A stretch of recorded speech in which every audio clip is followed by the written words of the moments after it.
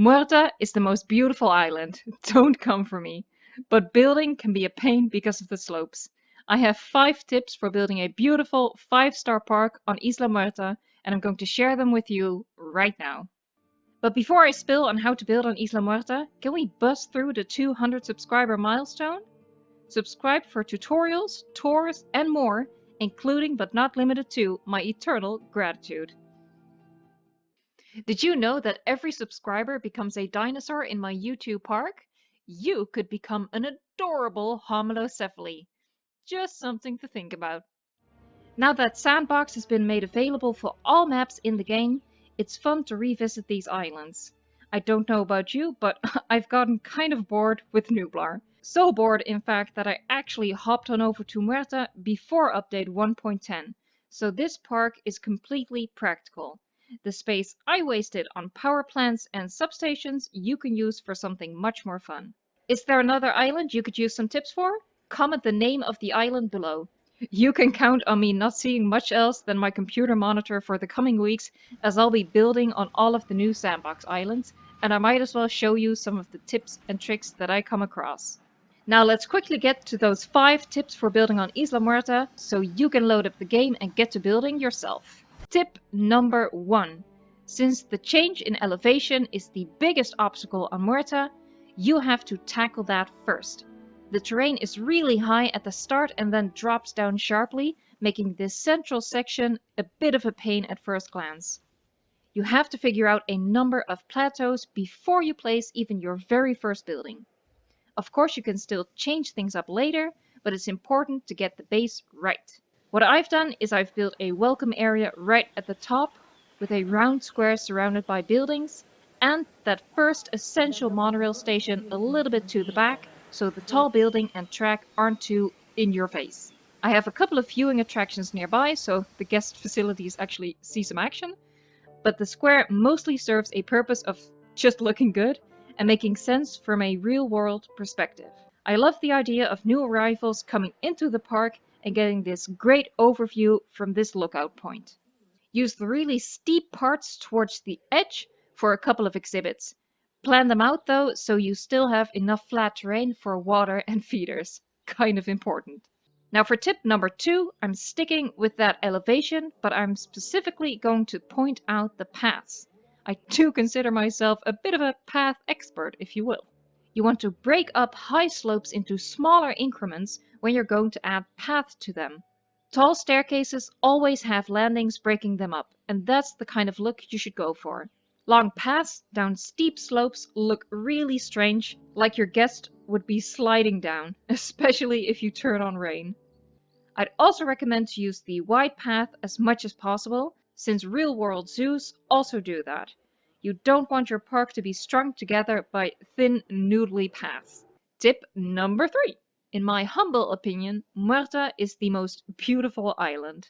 I love the shallow water. It looks gorgeous and very different from the blue water that surrounds the other islands.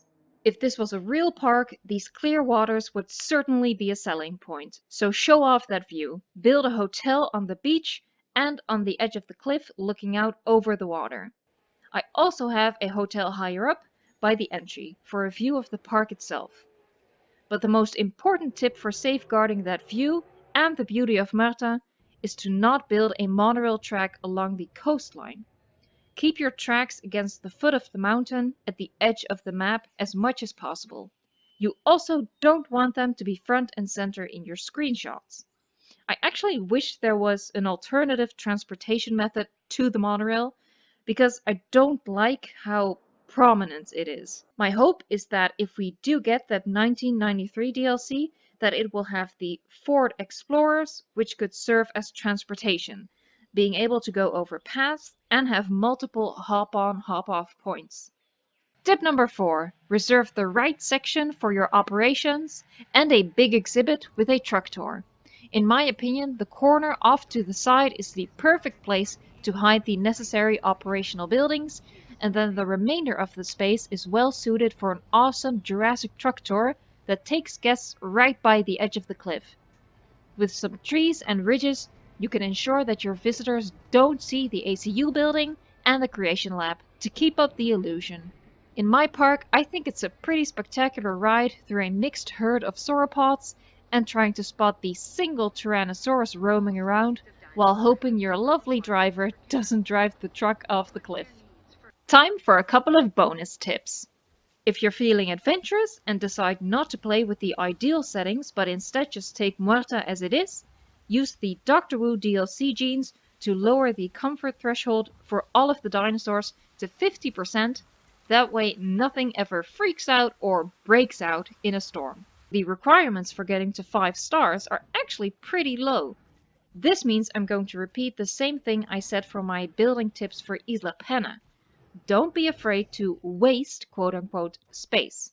And what I mean with wasted space is any space not occupied by money-making dinosaurs. Leave room to build beautiful guest areas with more buildings than just the magic trio. If you're curious about my other tips for building on Pena, you can watch that video next.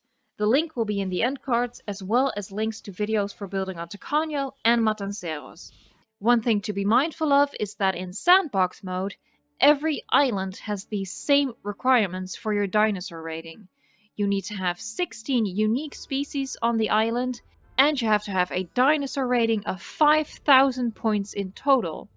I actually think that's pretty challenging for some of the smaller islands, but of course you can make the exhibits as small as you need. We've arrived at tip number 5.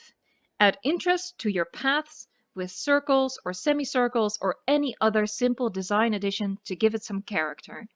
You really don't need to go overboard and make it overcomplicated. Go for something simple and you'll see that even the smallest thing goes a long way. When you repeat that shape throughout the park, you create unity in the look of your design and everything comes together. Of course, you can apply this tip to the other maps as well, and the larger the map, the more intricate you can get.